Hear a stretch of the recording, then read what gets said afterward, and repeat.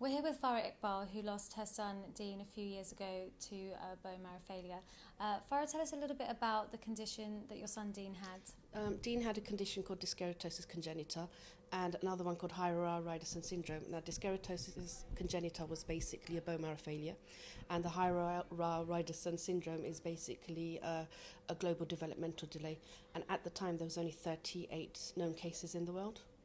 And so what impact did that have in terms of his treatment and finding, I guess even blood was probably an issue as well as bone marrow? Blood was an issue, blood more so platelets. Our community doesn't know about platelets, and it's something that's very important. It's something that's in the blood, and it actually helps to help heal wounds. So platelets is like the white side of blood, and it's very important for our community to actually donate that as well as blood. And that can come from just literally going to a blood bank, and they'll sift the platelets through. That's right. And so how long was Dean ill? Talk us through the experience that you had with his illness. Dean, I noticed as soon as he was about 2 weeks old that he wasn't functioning like a normal child.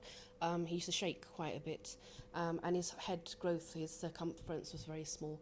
So I pointed this out to his doctors, and they thought that I had a small head and his father had a small head, so he had a small head. So then I went abroad, and then he wasn't doing the normal milestones. Like at 6 months, he wasn't sitting up, and so I brought him back. We went and visited a health visitor, and we were then referred to a neurologist, and it came to light that Dean did have a problem. They did some MRI scans, and he was diagnosed with 3 different things before we actually came to the right conclusion.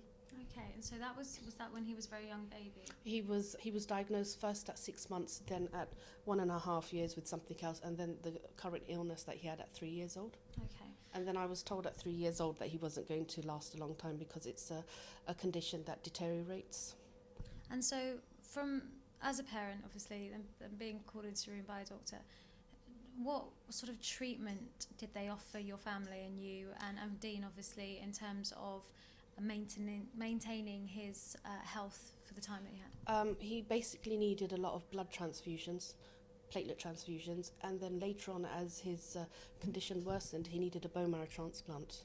And at that point, I imagine, is that where you got hit with the stats in terms of how close he might be to a match, or the statistics involved when it actually comes to people from ethnic minorities finding a match? And how did you feel when you heard about the chances? Chances were, it was really ridiculous. I think, I can't quote from the top of my head, but it's like 1 in 125,000.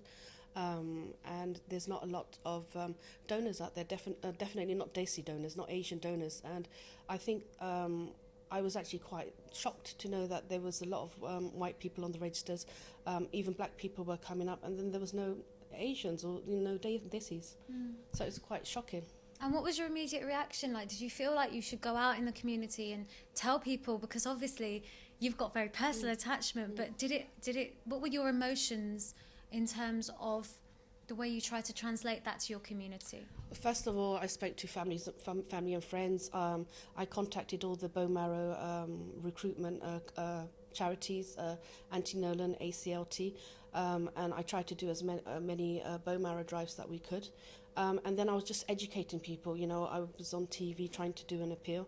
The local newspapers, I wrote to everybody. Dean was in the Sun and various other newspapers. So I tried to get the word out as much as I could. And what way do you think they could have helped? I think our community are more blasé about bone marrow donation because they're ignorant as well. There's not a lot of media coverage, and a lot of people have fears. A lot of people won't actually go out and donate because it's not affected them directly as well. And what do you think some of the cultural or religious barriers might be when it comes to, maybe, I don't know, it could stem from older or younger members of the Asian community? I've heard various religions and various cultures saying that is against religion. There is not one religion apart from, I don't know if I can mention it, Jehovah's Witness, that can't donate blood or give bone marrow. Have you had any personal trials and tribulations, or within your family members, or maybe with your friends, where you've literally, I don't know, had quite animated discussions with anybody. Can you give us some examples? I can't name them, obviously, Yeah. because they're very close to me. But they refused point blank. I actually took them to a bone marrow drive, and they said, I can't do it. And I said, well, what about if it's your own son? And they turned around and said, well, if it's my own son, I will, but I can't do this for anyone else. Because I was like really upset, really shocked. It was actually at an ACLT event as well. I didn't speak to that person for ages. But then I realised, some people may have a fear. And he didn't want to talk about it. But unless it hits home, unless it's your actual siblings or your own child or parent, not a lot of people want to donate, unfortunately.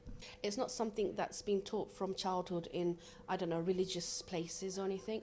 And it's something that people need to be educated via the media now. We've got a lot of negative and happy things happening in the media, but we don't have things that really hit home and things that are really important to us.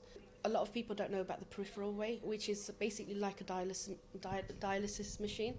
And what they do is they take out this, there's like a needle in both arms. They take out the blood, stem cells are removed from it, and then it's put back into the body, the other blood. So it's not a general anaesthetic. Because some people are scared of going under the GA. So. And they don't have to. They don't have to.